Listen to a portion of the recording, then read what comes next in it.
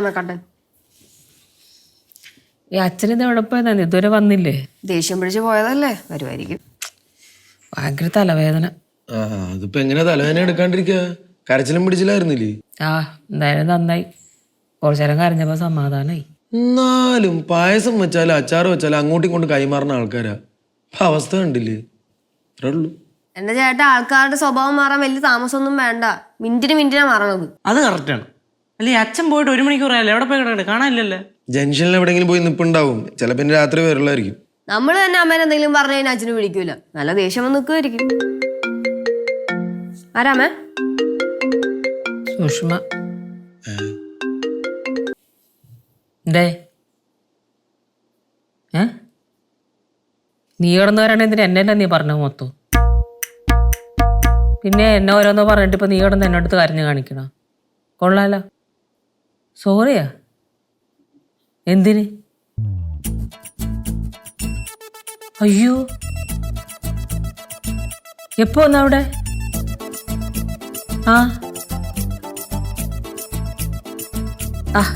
കരയില്ലേ സുഷ്മേ? നീ കരച്ചിട്ട് നിർത്ത്. എൻ്റെ അടുത്ത് നീ സോറി ഒന്നും പറയണേ. ഞാൻ നിന്റെ അടുത്തല്ലേ സോറി പറയണ്ടേ? സോറി സുഷ്മേ, സോറി സോറി സോറി. ഓഹ് ഈശ്വര, ഇത് കഷ്ടമാണ്. പോട്ടെ പോട്ടെ, കരയില്ലേ നീ, കരയില്ല. ഞാൻ ഓഫീസിൽ ആകുമ്പോ കാണാം. ശരി, നീ വെച്ചേ. എന്താണ്? അച്ഛൻ അവിടെ ചെന്നിട്ടുണ്ടായിരുന്നു, സുഷ്മയുടെ വീട്ടില്. അവിടെ ചെന്ന് എന്തോ പ്രശ്നമൊക്കെ ഉണ്ടാക്കിയിട്ടുണ്ട്. പ്രശ്നം ഉണ്ടാക്കിയെന്നാ? അച്ഛൻ അവിടെ ചെന്ന് സുഷ്മേനെ കൊണ്ട് MD വിളിപ്പിച്ചപ്പോ MD എല്ലാ കാര്യവും പറഞ്ഞു സുഷ്മയുടെ അടുത്ത്. MD സുഷ്മ അവിടെ നിന്ന് മാറ്റാനിരുന്നതാണല്ലോ. അപ്പൊ ഞാൻ നിർബന്ധിച്ചിട്ടാണ് MD സുഷ്മ അവിടെ നിർത്തിയിരിക്കണേ. ആ കാര്യം MD പറഞ്ഞു സുഷ്മയുടെ അടുത്ത്. ബെസ്റ്റ്. സുഷ്മയ്ക്ക് ആകെ വിഷമമായി. അച്ഛൻ എവിടെ പോയി? ഇനിയിപ്പോ അവിടെ നിങ്ങോട്ട് പോന്നിട്ടുണ്ടാവുമായിരിക്കും, അറിയില്ല. ഈ അച്ഛന്റെ കാര്യം വല്ല കാര്യമുണ്ടോ? സുഷ്മയുടെ ഭർത്താവ് അവിടെ ഇരുന്ന് കരയുണ്ടെന്ന്.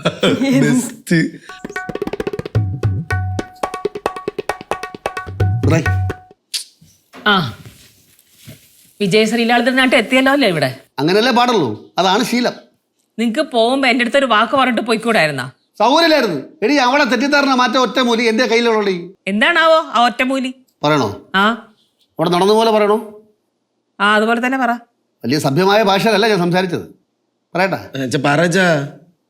ഞാൻ അവിടെ ചെന്ന് ഗ്യാറ്റ് ഒറ്റ ചവിട്ട് തുറന്ന്, എടി സുഷമ മറ്റേ മോളെ ഇറങ്ങണി പറഞ്ഞു. ഇതുവരെ ഓക്കെ അല്ലേ? എന്റെ ദൈവമേ, എന്തടേ ഇത് കേട്ടോ? അവളെ ഭർത്താവ് ഉണ്ടല്ല ചാടി ഇറങ്ങി ബാല് സുഷമയെന്ന് പറഞ്ഞു, നിന്റെ കെട്ടിട വീടെന്ന് പറഞ്ഞു. ഭാര്യ എന്നാ ഞാൻ പറയുന്നറിയാം, ഉള്ളതും ഇല്ലാത്തുള്ള കാര്യങ്ങളെല്ലാം ഇത് സത്യം പറഞ്ഞ തൊലി ഉരിഞ്ഞു. അവരല്ലടേ എന്റെ തൊലി. അങ്ങനെയല്ല ഞാൻ വൃത്തിയുടെ ഭാഷയിൽ ഞാൻ സംസാരിച്ചത്. സുഷമയുടെ ചരിത്രം മൊത്തം ഞാൻ വിളിച്ചു പറഞ്ഞു. നിനക്കറിഞ്ഞൂടാ? അത് വിട്. പിന്നെ ഞാൻ ചോദിച്ച്, അന്ന് എൻ്റെ നീരുണ്ടിന് അടിച്ചു മാറ്റിയ 1 ലക്ഷം രൂപയുടെ ചോദിച്ചു. നീയൊക്കെ താമസിച്ചില്ലേ കൊടുത്ത്? എന്ത് കാര്യം ചോദിച്ചു.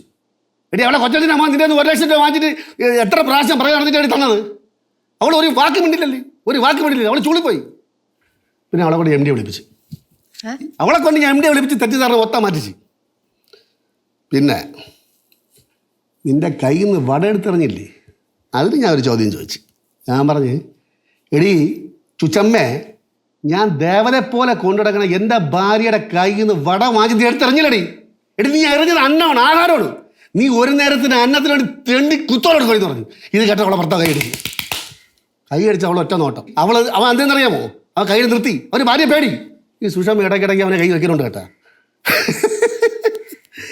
അയ്യോ, നിങ്ങൾ എന്താ പറയണ്ടെന്നറിയാമോ? എടി ഞാൻ ഒരു പച്ചയായ മനുഷ്യനാണ്. എൻ്റെ ഭാര്യ ഭാര്യ കണ്ടുപിടിക്കാൻ പറ്റില്ല. ഞാൻ പച്ചയായ മനുഷ്യനാണ്. ഞാൻ നിങ്ങളുടെ ഒരു പച്ചയായ മനുഷ്യൻ. നിങ്ങളുടെ ബഹളം വെക്കാൻ ഞാൻ ഇനി ഓഫീസിൽ എങ്ങനെ ചെല്ലും? അവൾ എല്ലായിടത്തും ചെന്ന് പറയൂലേ നിങ്ങൾ അവിടെ ചെന്ന് ബഹളം വെച്ച കാര്യമൊക്കെ?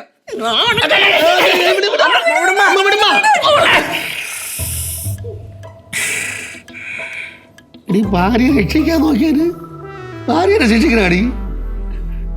അമ്മ